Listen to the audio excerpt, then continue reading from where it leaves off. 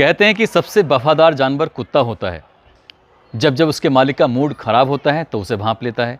जब जब उसके मालिक पर कोई विपत्ति आती है उसको भी भांप लेता है और पहले से पहले इशारा करने की कोशिश करता है ताकि मालिक की जान बचाई जा सके या मालिक को होने वाले नुकसान से बचाया जा सके। आज की जो सच्ची घटना मैं आपको सुनाने जा रहा हूँ, इस सच्ची घटना में भी कुछ ऐसा ही होता है।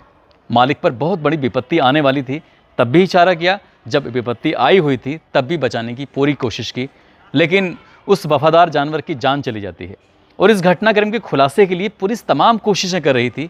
कई दिन बीत जाते हैं लेकिन एक पक्षी ने जो पुलिस की मदद की। संभवतः भारत के इतिहास में ये पहला ऐसा मामला है जिसमें किसी पक्षी ने किसी घटनाक्रम का खुलासा किया था। आदाब, नमस्कार, सत श्री अकाल। मैं उस्मान सैफी। आज की जो सच्ची घटना मैं आपको सुनाने जा रहा हूँ, ये सच्ची घटना है उत्तर प्रदेश का एक ज़िला है आगरा, और आगरा ज़िला की ही एक कॉलोनी है बालकेश्वर कॉलोनी। दरअसल यहाँ का रहने वाला एक व्यक्ति जिसका नाम विजय होता है, जो स्वराज्य टाइम्स के संपादक होते हैं। परिवार में एक बेटा है, एक बेटी है, पिताजी हैं और पत्नी है। बड़ा सा घर है इनका। बात कर रहा हूँ 20 फरवरी 2014 की रात। परिवार के लोग शादी समारोह में जाने के लिए तैयार हो रहे थे। पत्नी ने कहा कि मेरा मन नहीं है, मैं नहीं जाना चाहती, मैं यहीं रहूँगी। पिताजी बूढ़े हैं, आनंद शर्मा जी। वो कहते हैं कि मैं क्या करूँगा शादी में, इसलिए तुम बच्चों को लेके तुम खुद चले जाओ। फिरोज़ाबाद शादी समारोह में जाना था। विजय शर्मा अपने बेटा और बेटी के साथ शादी समारोह में चले जाते हैं, और जब लौटकर वापस आते हैं तो घर में जैसी स्थिति छोड़कर गए थे वैसी नहीं थी। सब कुछ बदल चुका था, और जैसे बदलाव हुआ था वो वाकई इतना भयानक था, इसकी उन्होंने कभी कल्पना नहीं की थी। दरवाज़ा खोलते हैं, और दरवाज़ा खोलकर जैसे ही पत्नी के कमरे में जाते हैं विजय शर्मा, देखते हैं कि पत्नी खून से लथपथ है। घर के हर एक कोने में ब्लड फैला हुआ है। पास में ही उनका डॉगी है, कुत्ता जिसे टफ़ी के नाम से बुलाया करते थे, वो भी मरा हुआ पड़ा है। इस दृश्य को देखने के बाद वो समझ नहीं पा रहे थे कि हो क्या गया है। गश खाकर ज़मीन पर गिर जाते हैं, बेहोश हो जाते हैं। बेटा और बेटी जब छत पर ऊपर आते हैं, अपने पिताजी को बेहोशी की हालत में देखते हैं, माँ को मरा हुआ देखते हैं, कुत्ते को मरा हुआ देखते हैं, तो बच्चे ज़ोर ज़ोर से चीखने लगते हैं, चिल्लाने लगते हैं। उन बच्चों की चीख पुकार सुनने के बाद मोहल्ले के आसपास के जितने भी लोग थे सब जुट जाते हैं। अब यहाँ पर सबके सब परेशान थे, रो रहे थे। अब मोहल्ले के लोग भी कह रहे थे कि हमने कुत्ते की भौंकने की आवाज़ तो सुनी थी, लेकिन वो भौंक क्यों रहा है, ये तो पहले भी भौंकता था, ये तो नॉर्मल भी ऐसा करता था, इसलिए हमें अंदाज़ा नहीं हुआ। वो मोहल्ले के लोग आपस में एक दूसरे से ऐसी बातें कर रहे थे। पुलिस मौके पर आती है, और पुलिस मौके पर आने के बाद कुत्ते को भी और उसकी मालकिन को भी पोस्टमार्टम के लिए भेजा जाता है।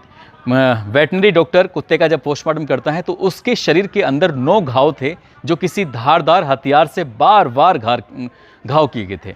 उधर महिला का जब डॉक्टरों ने पोस्टमार्टम किया, जिसका नाम महिला का नीलम शर्मा होता है, उम्र लगभग 48 साल के आसपास होती है, तो उसे देखकर पता चल रहा था कि महिला ने अपने बचने के लिए तमाम कोशिशें की थी, फाइट की थी, लेकिन फाइट करने के बाद भी वो बच नहीं पाई, और हत्यारों ने उसको 1-2 नहीं, लगभग 14 चाकुओं से वार किए थे। उसके शरीर के ऐसा कोई हिस्सा नहीं बचा था जहां उसके शरीर को गोदा नहीं गया था।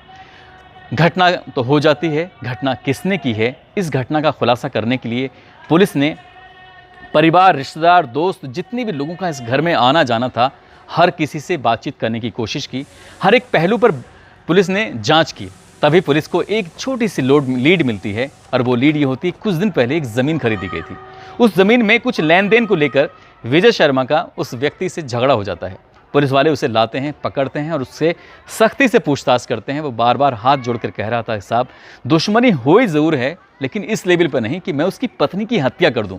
पुलिस वालों के पास मजबूरी थी और कोई सबूत नहीं था, उस व्यक्ति को छोड़ना पड़ा। इसके बाद पुलिस 1-2 दिन, 2-3-4 दिन इस तरह लगातार गुजर रहे थे, लेकिन पुलिस को कोई सफलता नहीं मिल रही थी। इस ज़िले के उस वक्त थे एसएसपी शलभ माथुर ने एक टीम गठित की और कहा कि मैं इस घटनाक्रम का खुलासा चाहता हूँ, किसी भी तरह से, मुखबिर हो, कुछ भी हो, जाकर कहीं से भी इस घटनाक्रम का खुलासा करिए। पत्रकार की पत्नी की हत्या जो हुई है ये बहुत भयानक है, ऐसा नहीं होना चाहिए। पुलिस अपने हिसाब से जांच करने की कोशिश कर रही थी, लेकिन पुलिस को कोई सफलता मिलती नहीं है। 5वां दिन आ जाता है, और जब 5वां दिन आ जाता है, इस घर में एक पक्षी भी था जिसका नाम होता है हीरा, और वो पक्षी था तोता। इस घर का तोता जो पक्षी है, उसने अपनी आँखों से इस पूरे घटनाक्रम को देखा था, लेकिन उसने खाना पीना सब छोड़ दिया था। बार बार उसका मालिक, उसकी बेटी, उसका बेटा उसको खिलाते थे, कुछ पिलाते थे, लेकिन ना खाने को तैयार था, ना कुछ पीने को तैयार था। घर वाला भी रो रो कर उनका बुरा हाल हो जाता है। जब बुरा हाल हो जाता है। लेकिन इस तोते की एक खास बात थी जिस पर सिर्फ एक ही व्यक्ति की नज़र पहुंची थी, वो विजय शर्मा की।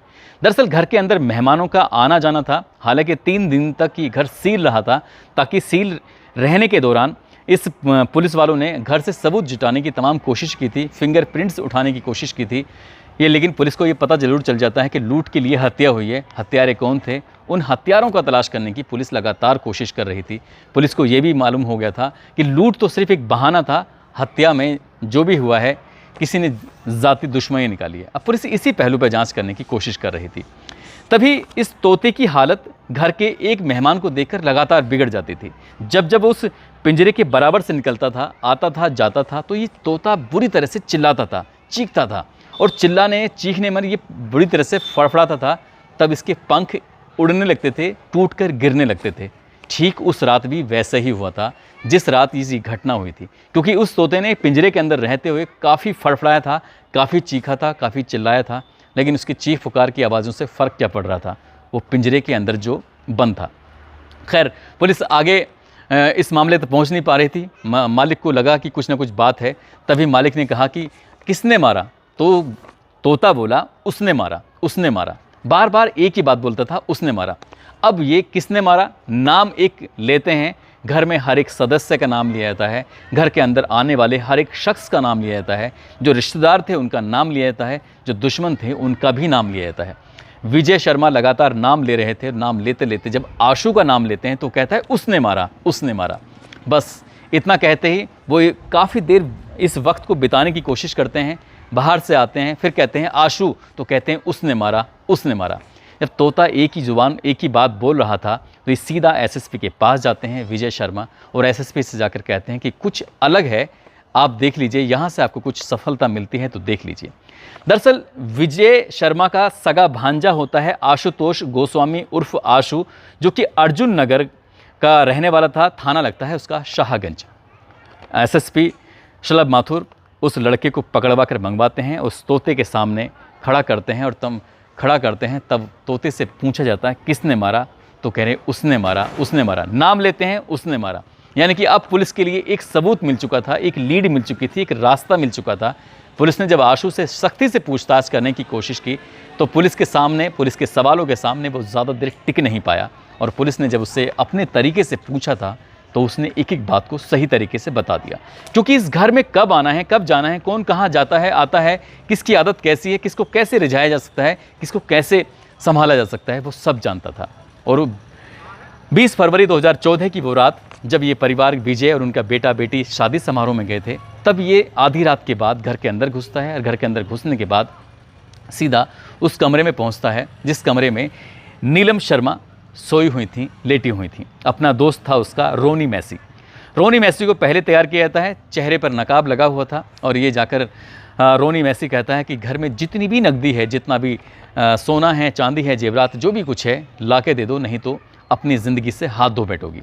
जब घर के अंदर प्रवेश कर रहे थे, एंट्री कर रहे थे, तो कुत्ता भौंकने लगता है। जब ज़ोर ज़ोर से भौंकने लगता है तब आशु उसको पुचकार के चुप कर देता है, क्योंकि उसका दोस्त था, पहले से जानता था। अब ये घर के अंदर जाकर ये अपना काम कर रहे थे, वो महिला घबरा जाती है, डर जाती है, और जितने भी घर के अंदर पैसे रखे थे, नकदी रखी थी, जेवरात, जो भी कुछ था, वो लाकर उसके हाथ में, रोनी मैसी के हाथ में दे दी थी, क्योंकि रोनी मैसी ही इस लूट को लीड कर रहा था। और तभी न जाने क्यों नीलम शर्मा ने अचानक से आवाज़ लगाई, आशु तुम। अब आशु घबरा जाता है। उसकी हाव भाव से, उसकी कद काठी से, उसके चाल चलन से वो पहचान लेती हैं, क्योंकि वो उसको अपनी बेटी की तरह प्यार जो करती थी। कोई माँ अपने बच्चे को, कोई औरत अपने परिवार में किसी रिश्तेदार को बहुत आसानी से पहचान सकती है, क्योंकि औरत की निगाहें आदमी से कहीं ज़्यादा तेज होती हैं। आशु का नाम लेते हैं, और इसके बाद उसने एक के बाद एक लगातार ताबड़तोड़ चाकुओं से वार करना शुरू कर देता है। चाकुओं से ताबड़तोड़ वार हो रहे थे, और कुत्ता जब ये देखता है, उसका टफ़ी देखता है कि उसकी मालकिन पर हमला हो रहा है, तो बचाने की कोशिश कर रहा था। वो बचाने की कोशिश कर रहा है, कभी वो रोमी को काटता है तो कभी आशु को काटता था, और काटने के बावजूद भी वो अपने जो काम कर रहे थे, यानी कि उस पर हमला कर रहे थे नीलम पर, बाज नहीं आ रहे थे। कुत्ता बचाने की कोशिश कर रहा है, वो लगातार वार कर रहे हैं, एक के बाद एक 14 वार कर दिए जाते हैं, और इसी बीच में कुत्ते पर भी वार किए जा रहे थे। कुत्ते ने अपने मालकिन को बचाने के लिए हर तरकीब अपनाई, हर तरह से कोशिश की, लेकिन वो बचा नहीं पाया। लेकिन अपने मालकिन के लिए उसने जान जरूर दे दी। पोस्टमार्टम रिपोर्ट से खुलासा होता है कि 9 बार चाकू मारे गए थे कुत्ते को और 14 बार चाकू मारे गए थे मालकिन नीलम शर्मा को।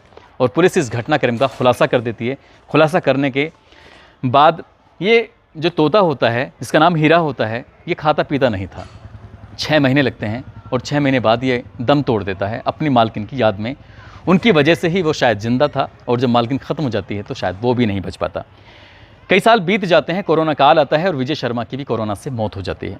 ये केस लगातार कोर्ट में चल रहा था। पुलिस इसकी चार्जशीट दाखिल करती है, एक एक सबूत जुटाती है, गवाहों को तैयार करती है, और उसके बाद 23 मार्च 2014 को विशेष न्यायाधीश मोहम्मद राशिद इस घटनाक्रम पर अपना फैसला सुनाते हैं। उन्हें भी यकीन नहीं हो रहा था कि तोता किस तरह से इस घटनाक्रम का खुलासा करता है। हालांकि वो कोर्ट में गवाही का हिस्सा नहीं था, लेकिन घटनाक्रम के खुलासे का हिस्सा ज़रूर था, हीरा तोता जिसका नाम था। और जब घटनाक्रम का खुलासा होता है, उसके बाद फिर 9 साल बाद इस घटनाक्रम पर फैसला आता है, तो फैसले में आशुतोष गोस्वामी उर्फ आशु को और उसके दोस्त रोनी मैसी को आजीवन कारावास की सज़ा सुनाई जाती है। 72,000 रुपये का अर्थदंड सुनाया जाता है। और यही बात जब सोशल मीडिया के माध्यम से लोगों को पता चलती है कि इस घटनाक्रम का खुलासा 9 साल पहले पुलिस से पहले तोते ने किया था, तो लोगों को यकीन नहीं हो रहा था। और तभी लोग कह उठते हैं कि पक्षी हो या जानवर, इंसानों से कहीं ज़्यादा समझदार होते हैं, इंसानों से कहीं ज़्यादा वफ़ादार होते हैं। और तोते ने और कुत्ते ने अपनी वफ़ादारी का परिचय देकर ये साबित कर दिया कि इंसान कितना लालची है, और वो इंसान जो घर का सदस्य है, परिवार का हिस्सा है, जिसको बेटे से ज़्यादा प्यार किया जाता था। दोस्तों, इस पूरे घटनाक्रम को सुनाने का उद्देश्य किसी को परेशान करना नहीं है, किसी का दिल दुखाना नहीं है, बल्कि आपको जागरूक करना है, आपको सचेत करना है। आप जहाँ भी रहें अपना ख्याल रखें, सुरक्षित रहें। जय हिंद, जय भारत।